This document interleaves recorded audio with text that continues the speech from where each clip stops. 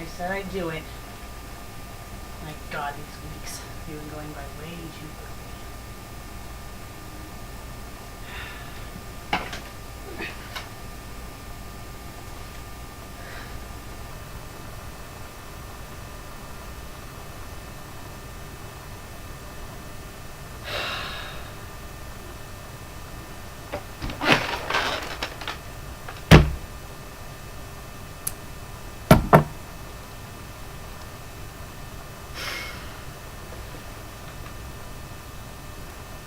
Hello, I'm the FanFic Critic. I read it, you listen. The last couple weeks, we have been seeing the title "The Land Before Time" in my titles for my show. Well, this week is no different. I'm going to be reading the third fanfic of the Land Before Time Journey Across Time series by Belmont 2500. Today's fanfic is called The Land Before Time Journey Across Time 3. It's rated T. It's English. It's adventure, suspense, and it has 4 reviews. Thankfully, this one's only 2,000 words long, so it's not as long as the other 2 stories. Alright. The Land Before Time Unleashed 3 Two Worlds by Belmont 2500. Note, this may or may not be as good as its predecessor, but it's enjoyable. Andrew's final stand, but not the final tale. I would not say that the predecessors to this story were good. So if you're saying it's not as good as those, then I'm really worried. 10 years ago in 1997, a teen named Nick Frost was engulfed in a time rift. It sent him to a pre-LBT world. There he befriended 3 apatosaurs who in time would become Littlefoot's mother and grandparents. Nick helped them on their journey, and along the way Nick learned the sword he carried possessed a mysterious power to cause time rifts. Later, Nick sacrificed himself to save Littlefoot's mother. He was able to return to 1997, but later died from his injuries were too great. Before dying, Nick passed his sword to a friend, a kid named Ethan Sullivan. The time rifts did not return until many years later. It was the beginning of 2009 when a time rift came and took Ethan, now 14 years old. In the rift world, Ethan had a rival, Andrew Jones, who tried to kill Ethan and enlisted the help of the Spartans in his attempt to overtake the inhabitants of the Great Valley. Ethan and the Great Valley residents overcame them. Then the rift sent Ethan back home, but 1 month later he returned. Ethan met many others in the Great Valley, and to his great surprise he learned Andrew was actually still alive and planning his revenge. Andrew had allied with the evil Harkonnen. Outnumbered and outmatched, Ethan and the others contacted the House of Atreides for help. After House Atreides arrived, everyone fought the Harkonnen, and Andrew was defeated a second time. Now a new tale begins. Back again in California, Ethan walked through his neighborhood, posting posters that read, "Say no to drugs." While Ethan was busy doing his job, so was someone else. A girl Ethan's age, with long blonde hair, who had a mysterious connection to Ethan's past. "Hey, you're helping out too," said the girl. "Yes, of course," Ethan replied. "You're Ethan Sullivan, aren't you?" the girl asked. "Yes, I am." "I'm Ada. Remember we became friends after Nick Frost died." "How did you know about that?" Ethan asked. "Ethan, don't you remember me?" "No, I once knew a girl by the name of Ada, but I heard she died in a car wreck," Ethan said. "And how do you know that I'm not her?" "Because she died," Ethan replied. Okay! And how do you know I'm not her is supposed to be spoken by Ada. Why is it in the same line as what Ethan says? How many times must I say this to you? When you're having a character speak, have it be in their own paragraph and not part of another paragraph or line. Because if you have it be in the same line as someone else's spoken words, you think it's Ethan speaking, but it's actually Ada. Jesus! "Because she died," Ethan replied. "No, she didn't. That's what they said earlier, before I came around. It turned out I was very much alive," Ada replied. "So you're really her? You're Ada Irwin?" Ethan stood back in awe. "Yes, I am Ada." Ada replied. Ethan walked up to the girl. You're telling me you were alive all this time? Ada nodded. The two hugged each other. Well, I just got finished with my errands, Ethan said as he walked back home. Once home, Ethan sat outside thinking of both Ada and the Great Valley. Hey, Sullivan, I heard another rift is coming. I'll see to it that you never enter it, Ethan yelled from down the road. Quiet, Andrew, Ethan yelled back. Then Ethan thought about what Andrew had told him. I knew it. I knew it was coming, Ethan said quietly. Just then a hole appeared in the sky, the third rift. Ethan knew he was going back. He entered for the third time, and 5 miles away Ada was engulfed for the first time. Darn, I was too late, but that won't matter, Andrew said from his house as he watched the rift slowly close. Andrew hurried outside to the garage. Once there, he stood before a device. It was roughly the size of a home entertainment center, almost 4 feet wide and over 7 feet tall, and lined with switches. It was an invention of his, an invention to connect the two worlds. Meanwhile, in the rift, Ethan heard different voices. Do you remember who you are? Said an unknown male voice that Ethan didn't recognize. The trial ahead is tough, but fear not. You have an ally, the voice continued. Return, Ethan Sullivan. Return to the Great Valley. Ethan woke up to the same ancient Critosaurus clearing. Something else lay beside him. Ada, you're here too? Ethan said as he looked down at Ada's unconscious body. Some little motion, she was coming around. Ethan, Ada said drowsily as she awoke. Ada, are you all right? Ethan asked. Ethan, where are we? Inside a film we saw when we were younger, Ethan replied. See, even the story points out the illogical nature of this. It should not be called The Journey Across... Well, technically it's called The Land Before Time Unleashed now, but in the original story it was called The Land Before Time Journey Across Time. Ada looked around. The Great Valley? When I first met you, Ethan, I always dreamed of being here, Ada said. Don't worry, Ada.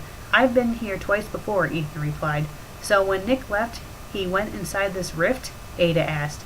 Yes, but not into the Great Valley. He was somewhere outside of it, and he found the herd migrating to it, Ethan explained. The two walked out into the valley. When they reached Littlefoot's home, they found that only Littlefoot was there. Littlefoot, what the heck is going on here? Where are your grandparents? Ethan yelled, wondering where everyone else was, and irritated to see they'd left Littlefoot all alone, unprotected. Grandpa is at the valley center and Grandma has left the valley, Littlefoot replied. Why? Ethan asked. She's looking for Braun.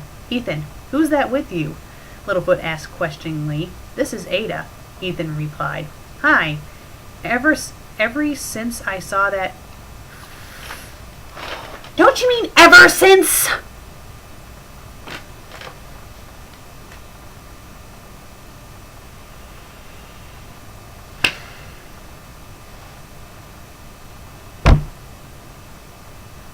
Ada started to say, but before she could say movie, Ethan deftly covered her mouth. We'll explain her later. For now, I have a apatosaur to seek out. I know your grandmother very well by now. I'm not letting her die. We'll be back, Ethan said. Then both Ethan and Ada walked to the valley center to let everyone know that Ethan had returned. Ada had her first glimpse into this reality then. It was like a fantasy-type reality, new and surreal. At the center of the valley, they were greeted by many, including Allie, Trya, Topsy, Littlefoot's friends, Doc, Dara, and Old One. So you're Littlefoot's girlfriend, said Ada, speaking to Allie. How did you know I had a crush on him? Allie replied, nearly giggling. Well, it's been too long, and it's good to be back, Ethan said. Old One approached Ethan. She appeared to have missed him. So I'm back, Ethan said. Yes, I know. It's good to see you here again, Ethan, said the Old One, as she nuzzled his head. Ethan spoke again. Well, I'm going to find Grandma Longneck, wherever she went. Ada, stay here. I'm going alone, Ethan said. And with that he made his departure. On the way he passed the volcanoes of the Great Valley and rocks resembling an apatosaurus. On the third day, Ethan was attacked by random carnivores, mostly raptors. You guys just don't know when to quit. Well, let's dance, Ethan said as he drew his sword and attacked the carnivores. Immediately, Ethan jumped into the air. Eat this, he yelled, as he brought his sword down on the albertosaur. Then he turned and killed a raptor. He climbed on a spinosaur, stabbing it in the head, inflicting brain damage before jumping down. The raptors piled up on Ethan, who broke out of it. He slaughtered the remaining carnivores. One final raptor was limping. This is where you die, Ethan said as he decapitated the last raptor.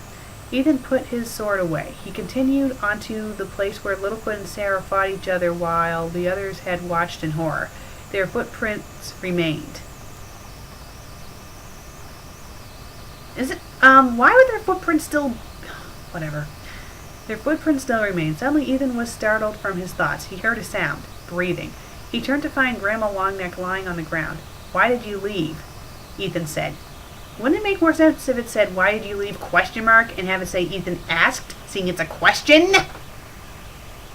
I had to find Braun. He left. I was hoping he would come back and live in the valley, Grandma Longneck replied. Braun is coming back to the valley, but don't attempt to go and search to the ends of the earth, Ethan replied. Okay, but you should get some rest, Grandma Longneck replied. I really am getting sick and tired of the word replied. So they both slept fitfully. Grandma Longneck was wise to choose an area where a carnivore attack wasn't very common.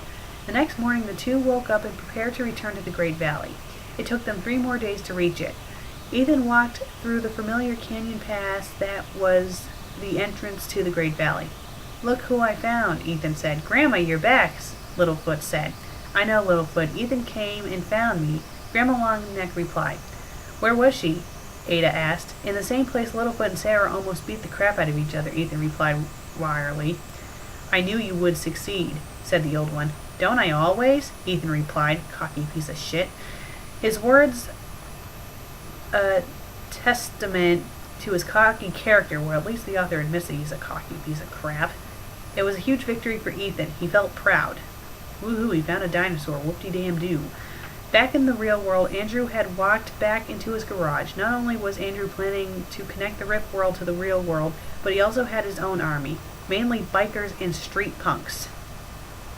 This series of stories just gets weirder and weirder. Andrew flipped a switch on his invention. Soon the 2 worlds would be connected. Back in the Great Valley, as night fell, and unbeknownst to all but Andrew, the 2 worlds connected. Ethan was sleeping, entangled in a nightmare dream where he was fighting Andrew in the midst of a violent thunderstorm. As they dueled, Ethan demanded answers. Why? Why are you here, Andrew? Ethan said. Nothing will stop me from getting my revenge, Andrew sneered. What are you planning, Andrew? Ethan said. You'll be dead anyway in 6 hours, so I'll tell you. I happen to have created a machine that has linked these 2 worlds. Now that it is done, I will claim this valley and kill you, Andrew replied. Ethan woke up. He knew what they would be going up against this time, Andrew and his own army. What is he, supposed to be psychic or something? Oh my god, this is so improbable and so stupid.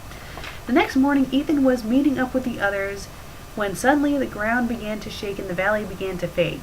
Buildings rose around, and Ethan and the resident streets appeared. Random citizens walked the sidewalks. Ethan recognized where he was. He was home. Ada recognized at the moment too. Where are we?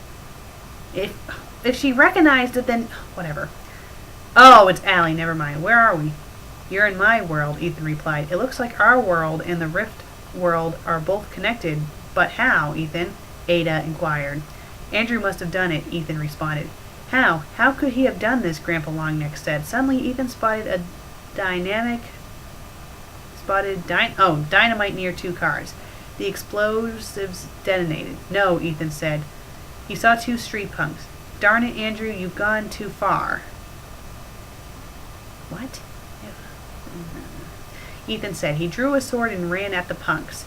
What do we have here? One punk said. I'll take him, the second punk replied. Ethan stabbed the first punk, then decapitated him. No way, this isn't looking good, said the second punk, flicking out his switchblade. Come and get me. Come and get some, the punk said. Okay, my sword versus your useless switchblade, Ethan replied. Ethan stabbed the punk and killed him. Suddenly bikers and punks and others appeared. Each had the need to see Ethan in a body bag. Ethan looked at the Great Valley residents. I'm going to need your help, Ethan said. Right, Grandma Longneck replied. Ethan, I'm coming, Ada said. They charged into the mob. Ethan hacked at them, taking down several bikers, then decapitating the street punk. Ada jumped on the punk, nailed him in the head, then she pocketed his switchblade.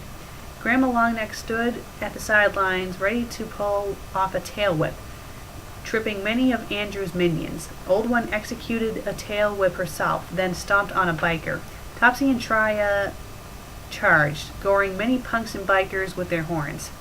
Ethan hacked down 5 more punks, then jumped and drop-kicked another.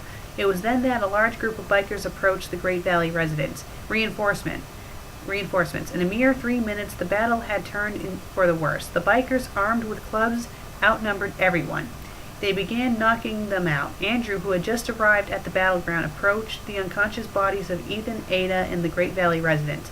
"Take them to the portal. We're going back to the Great Valley," Andrew said. The portal to the connected rift would lay in a cave. It was there Ethan and the others regained consciousness. "Are we back?" Littlefoot said. Ethan looked down and saw the cave's entrance. Beyond, he saw meadows.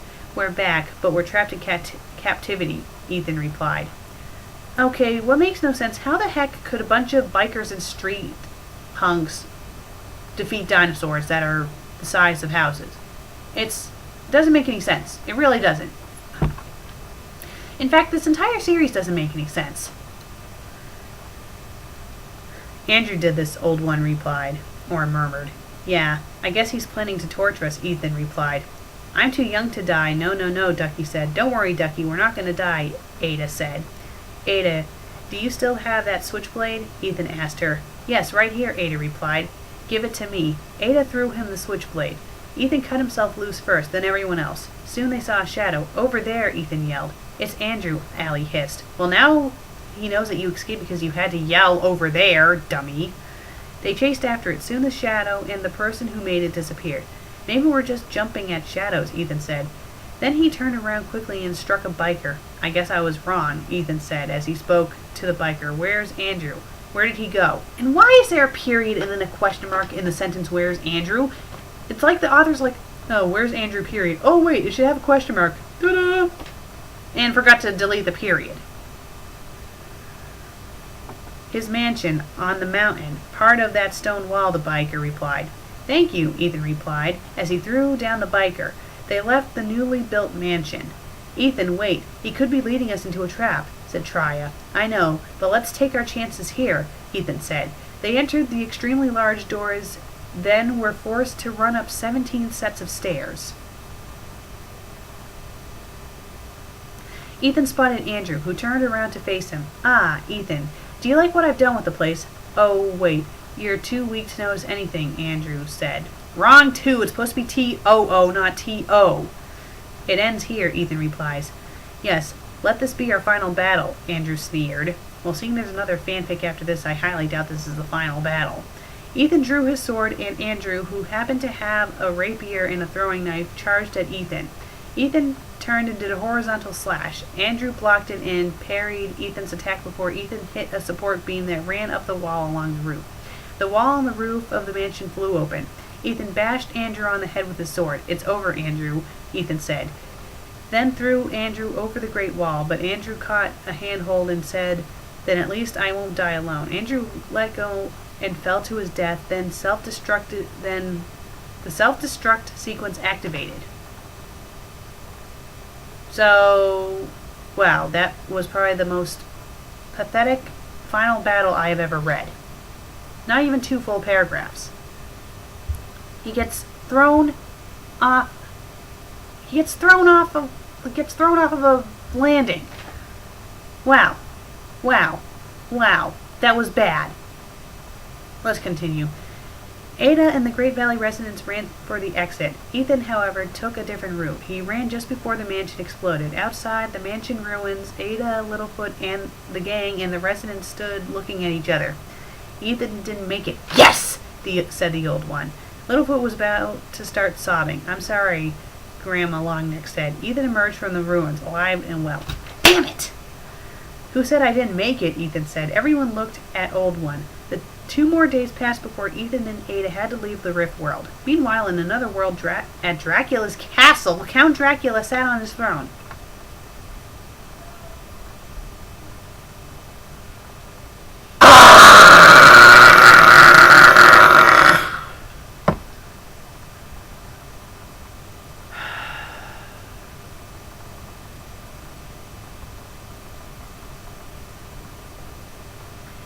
So this is the valley everyone speaks about. I'll claim it. Then I will turn that boy into a vampire and triumph over my enemies. Why are these people so interested in this fucking valley? Why? Why? Ugh! Indeed, Death replied. Jonathan Carter, Van Helsing, and the Belmont clan, they will all be no match for me, Dracula said. The end. Thanks for reading. It's not over yet. Ethan will return in The Land Before Time, Unleashed for the Dark Lord. Coming soon. Credits again. Oh my god, you're kidding me. Belmont 2500 presents The Land Before Time 3, Two Worlds, sequel to... Yeah, we know it's a sequel. Cast again. You know, fuck that. We're done with the third story, but there's another one, and then there's a prequel that we have to look at. So, just think of it this way. We only have 2 more weeks of this crap to indulge, and then we're finally done. Ugh. Well, I'm the FanFic Critic. I read it, you listen, I need to gouge my eyes out.